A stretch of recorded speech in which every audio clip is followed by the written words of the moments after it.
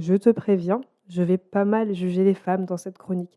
Donc tu vas passer quelques minutes à me détester. Sorry.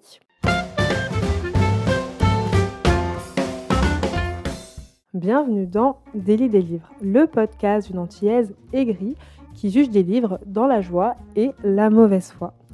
Aujourd'hui, je vais te parler des Impatientes de Jaili Amadou Amal et on va essayer de se mettre à la place des personnages du roman. Donc ferme les yeux et imagine. Tu es en Afrique sahélienne, la polygamie ne surprend personne, les mariages forcés sont fréquents et tu rencontres deux jeunes filles, Ramla et Hindou, avec qui tu découvriras une qualité que je n'ai pas, c'est-à-dire la patience. Elles doivent être heureuses et patientes quand elles apprennent leur mariage forcé, elles doivent être patientes quand personne ne les écoute parler, on leur parle encore de patience et de dignité quand leur mari les violente. Et le pire dans tout ça, c'est que ce sont des femmes qui leur donnent ces conseils foireux sur la patience.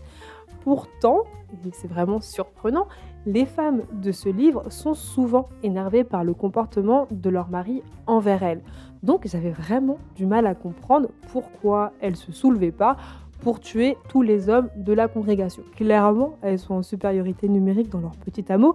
Donc une pouvait prendre une hache, une deuxième une corde, la troisième elle attachait l'homme à une chaise et la quatrième elle le menaçait du genre si tu bouges, je te bouffe. Mais tout ça c'était surtout dans ma tête.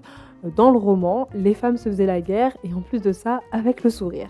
Donc Rimla et Hindou ont peur de leur mari, mais elles font également face à l'animosité des autres femmes et de leur belle famille.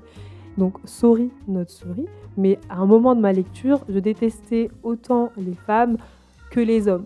Et ça semblait la chose un peu la plus simple à faire parce que je comprenais pas pourquoi les femmes étaient aussi indifférentes au malheur de Rimla et Hindou, et pire, je ne comprenais pas pourquoi elles contribuaient à ce malheur. Et finalement, ça bouillait tellement dans ma tête que je me suis intéressée aux autres personnages féminins, aux autres personnages qui étaient autour de Rimla et Hindou. Et Seigneur, cette intrigue, c'est vraiment la définition d'une prison pour femmes à ciel ouvert.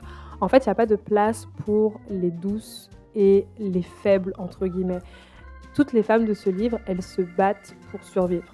Donc si elles doivent descendre une autre femme pour survivre ou au moins pour moins souffrir, elles vont pas réfléchir à deux fois. Et ce qui m'a paru le plus fou, c'est que la majorité des femmes de ce livre, elles vivent en prison depuis si longtemps.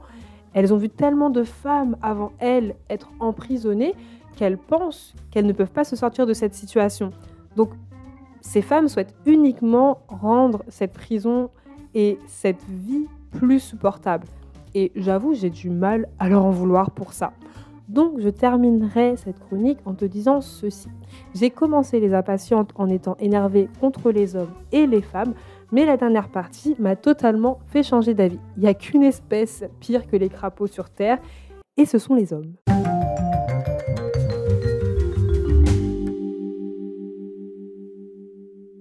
Ma recommandation de la semaine, c'est Aucune terre n'est la sienne de Prajwal Parajouli. J'ai pensé à ce recueil parce que les personnages principaux sont discriminés à cause de leur ethnie et des fois aussi à cause de leur genre. Et dans ces nouvelles, on ressent beaucoup le poids de la tradition et la difficulté pour ces personnages de sortir de ces traditions ou en tout cas de les remettre en question. Et voilà, c'est tout pour mon avis sur Les Impatientes de Jaili Amadou Amal. La semaine prochaine, on explore les étapes du deuil d'une relation amoureuse avec une jeune femme qui ne sait pas du tout gérer ses émotions.